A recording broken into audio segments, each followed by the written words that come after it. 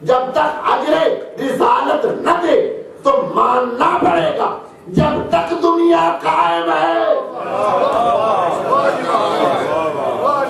کوئی نہ کوئی ہونا چاہیے جو پیغمبر کا قریبی ہو اور ادھر دین ملے ادھر اس سے مودت کا اظہار کیا جائے تاکہ نماز بھی صحیح ہو جائے اسلام بھی صحیح ہو جائے.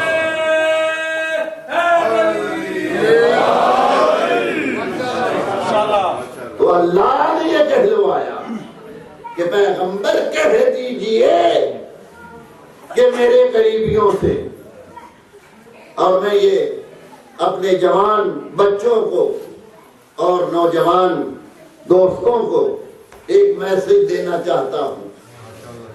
آج کل اختلافی مسائل کا زمانہ آ گیا ہے دوبارہ ابھر رہے ہیں. مسلمانوں کے دو مین فرقے ہیں.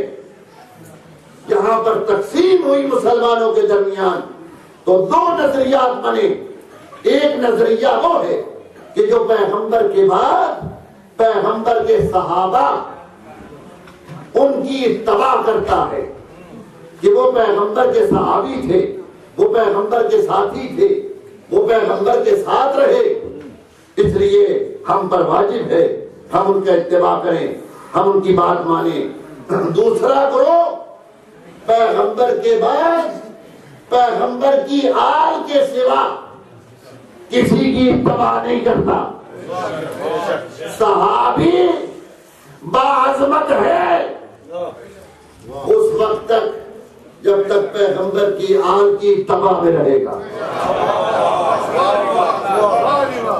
چنانچہ دو نظریے ہوئے. پہلا اہل بیت کے علاوہ صحابہ کی اتباع دوسرا اہل بیت کی اتباع. دونوں فرقوں کا قرآن میں ثبوت ڈھونڈیے اس کی اتباع کا خدا نے حکم دیا ہے.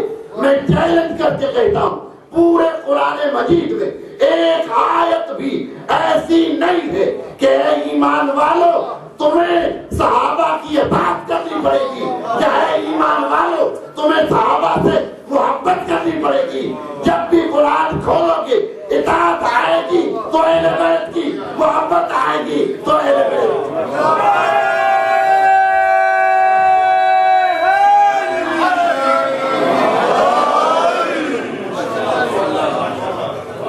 چنانچہ گھبرانے کی ضرورت نہیں ہے. ہمارا نظریہ خود ساختہ نظریہ نہیں ہے. ہم نے دین لیا ہے قرآن سے ہم نے نماز لی ہے قرآن سے. آج بھی قرآن اٹھا کر دیکھ لو ہم نے وضو بھی لیا ہے تو قرآن. جن کی اطاعت کی ہے ان کو قرآن نے ہمارا حاکم بنایا ہے ہمارا ہادی بنایا ہے. بات لمبی نہ ہو جائے. حضور نے یہ کہا کہ میرے قریبیوں سے مودت کرنا تو ہم نے کیا کہا کہ یہ اللہ کروا رہا ہے پیغمبر نہیں. یہ اللہ نے کروائی ہے مودت کن سے قریبیوں سے. اب وہ قریبی کون ہے؟ جب یہ آیت نازل ہوئی تو صحابہ نے پوچھا توجہ چاہتا ہوں اے اللہ کے حبیب من ہم وہ قریبی کون ہے جن سے ہمیں محبت کرنی. تو اگر سارے قریبی ہوتے تو پوچھنے کی ضرورت ہی نہیں تھی. یہ ذاکر آبادی کہہ دیتا وہ بھائی رسول کا کیوں ٹائم ضائع کرتے ہو ہم سے پوچھ لو. رسول کے چچا کتنے ہیں ان کی اولاد کتنی ہے سورے کتنے ہیں سالے کتنے ہیں. یہ کوئی چھپی ہوئی بات ہے یہ تو ظاہر ہے رسول کے رشتے دار بھائی جس کو نہیں پتا. تو اب جو صحابیوں نے یہ پوچھا کہ اللہ کے حبیب من ہن، یہ کون ہے، تو پوچھنا ہی بتا رہا ہے کہ اس سے مراد ہر رشتے دار نہیں ہے، اس سے وہ مراد ہے جسے اللہ نے قربت عطا کی ہے، اس سے وہ مراد ہوگا. باقی آپ سمجھیں کہ ہر رشتے دار نہیں. اب تاریخ کی کتابیں اٹھا کر شجرے نکال کے یہ چھٹی پشت میں وہ بھی ملتے ہیں، ساتویں میں. اب اس کا کوئی فائدہ نہیں. چلو میں بات ہی ختم کر دوں. اب رسول کی قرابت کا ذکر ہی نہیں کرا. جس نے اجر مانگا ہے پیغمبر کے رشتے دار نہ دیکھو، جس نے اجر مانگا ہے یا جس نے اجر منگوایا ہے آپ اسی کے رشتے دار دیکھ لو کہ اللہ کے رشتے دار کون ہے. جملہ تھوڑا سا خوفناک ہے کہ بھئی اللہ کے رشتے دار، یہ کیسے ممکن؟ تو رشتے دار چونکہ عام اصطلاح میں استعمال ہوتا ہے اس لیے عجیب لگا. اگر میں اس کو یوں کہہ دوں کہ اللہ کے قرابت دار، چلے یہ بھی تھوڑا سا مشکل ہے، تو یوں کہہ دوں اللہ کے قریبی. تو پیغمبر سے اللہ کہلوا رہا ہے کہ اجر رسالت یہ ہے کہ قریبیوں سے مودت کی جائے. تو اب پیغمبر کو نہ دیکھو، یہ دیکھنا چاہیے کہ اللہ کے قریبی کون کون ہے. اور اگر رشتے داری مشکل لگتی ہے تو قربت کو آسان کر دوں. آپ نے نماز شروع کی، 2 رکعت نماز پڑھتا ہوں صبح کی، کس لیے؟ قربتین. آپ 2 رکعت پڑھ کے اللہ کے قریبی ہو سکتے ہیں.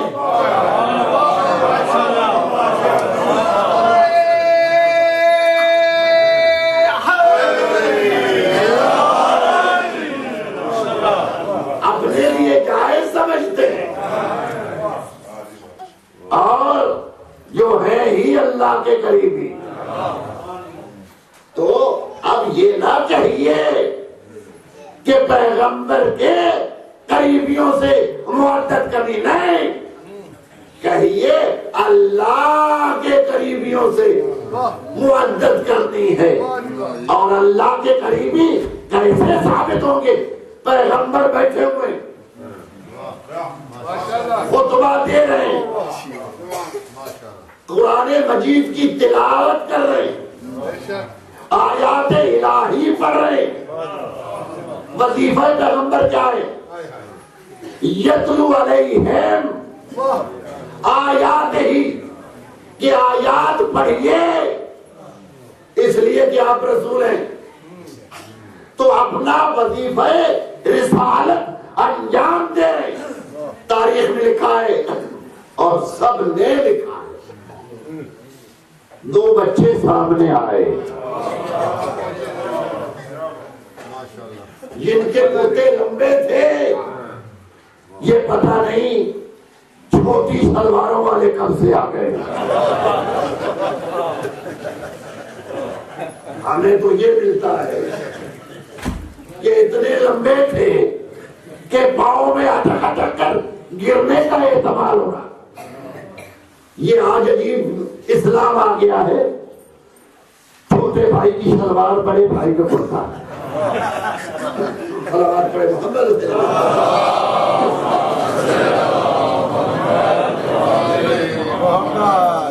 بچے سامنے آئے اور احتمال یہ تھا کہ پاؤں میں کرتے اٹکیں گے بچے گر نہ جائیں. پیغمبر کہاں بیٹھے؟ منبر پر. کیا کر رہے ہیں؟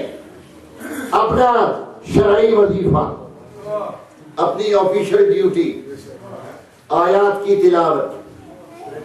اور ہیں کیا پیغمبر؟ یہ بھی قرآن سے پوچھتے ہیں، ما محمد الا رسول. یہ کسی کے نانا نہیں ہے، یہ اللہ کے رسول ہے.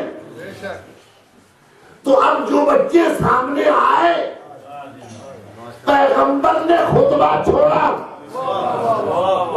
آیات کی تلاوت کو روکا اور منبر سے اتر کر بچوں کو اٹھایا. تو یہ نہ کہنا کہ نانا نے بچوں کو اٹھایا، نہیں، اس لیے کہ یہ تو اللہ کے رسول ہے اور یہ جو کام بھی کریں گے یہ رسالت کے لحاظ سے کریں گے. تو گرنے سے پہلے بچوں کو اس لیے اٹھایا کہ یہ رسالت اٹھا رہی ہے، امامت کو بچا رہی ہے.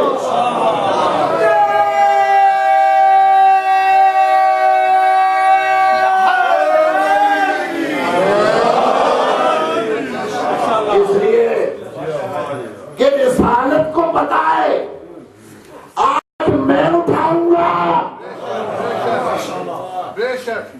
کل یہ میری رسالت کو بچائیں گے.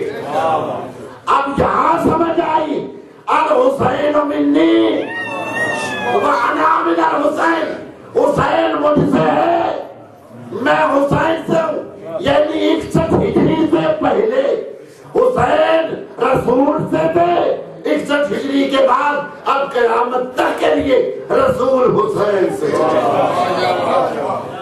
رسول حسین سے ہو.